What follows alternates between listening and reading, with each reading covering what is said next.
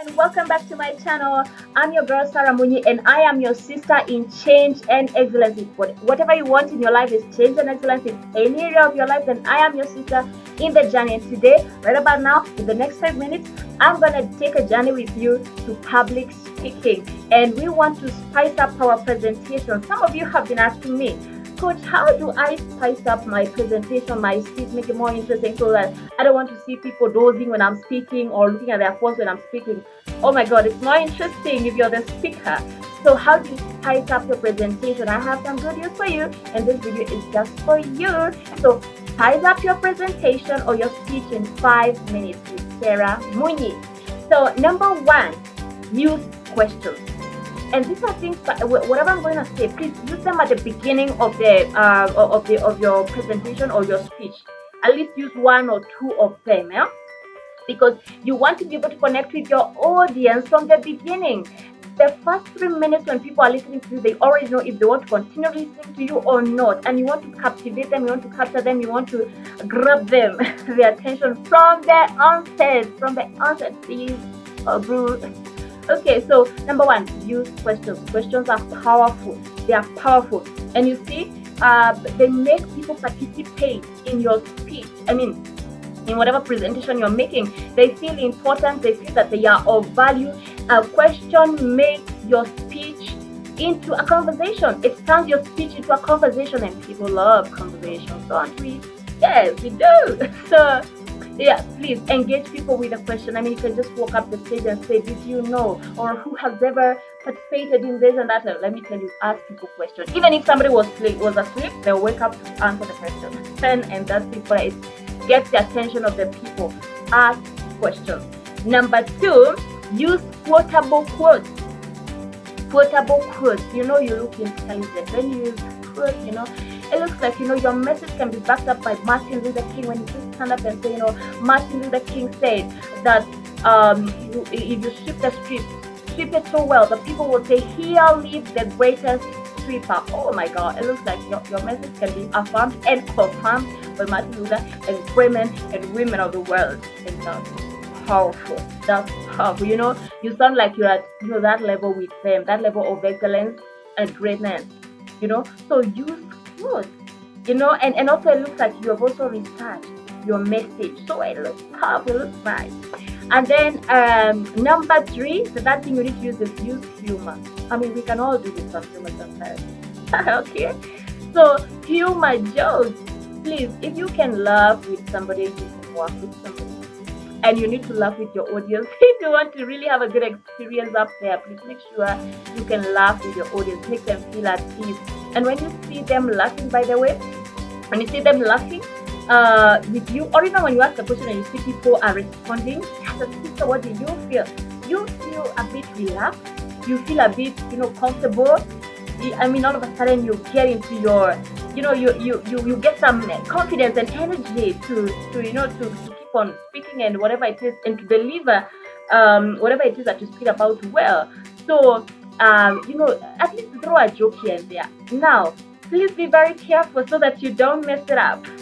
Sometimes you may tell a joke to an audience that's not appropriate, or maybe an inappropriate joke to an audience. So you need to know who's the audience as I tell this joke, or as I say whatever, something humorous. So make sure you know that. Otherwise, it is very embarrassing for you to say a joke and nobody laughs.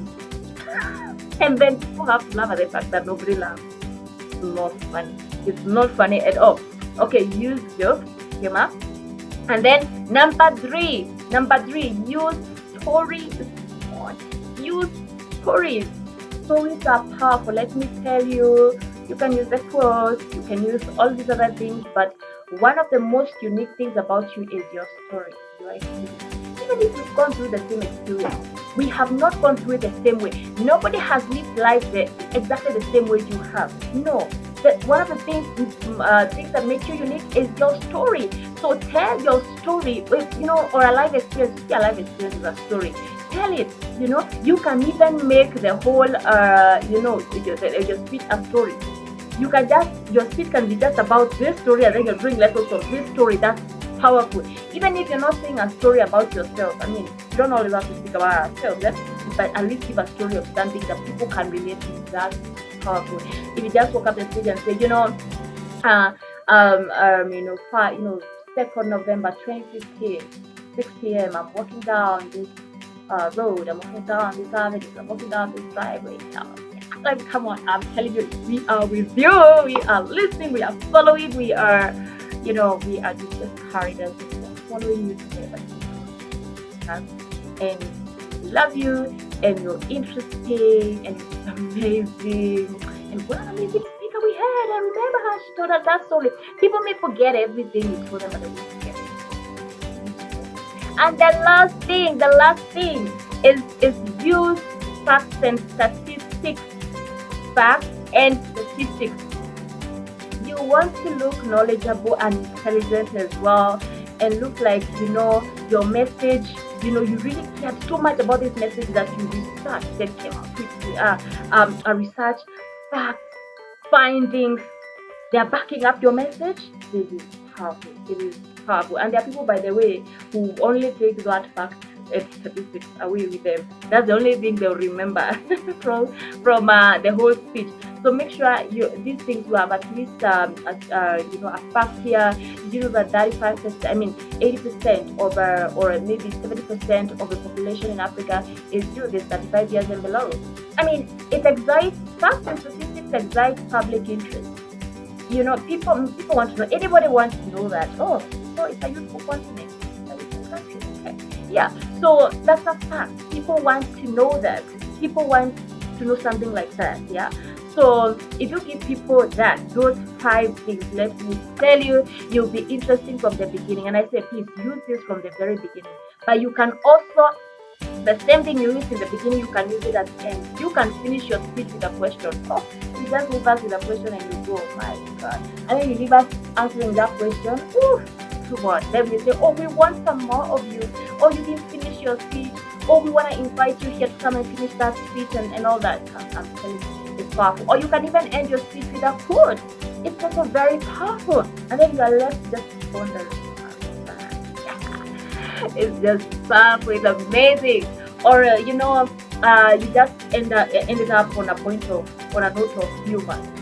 If we can laugh as we are finishing, your buddy. Your buddy, your friend, like we feel like that, and we want to engage with you more. We want to relate with you more. We want to invite you to another conference or another place to come and speak to us because you're like a buddy. It's easy to engage with you because you laugh.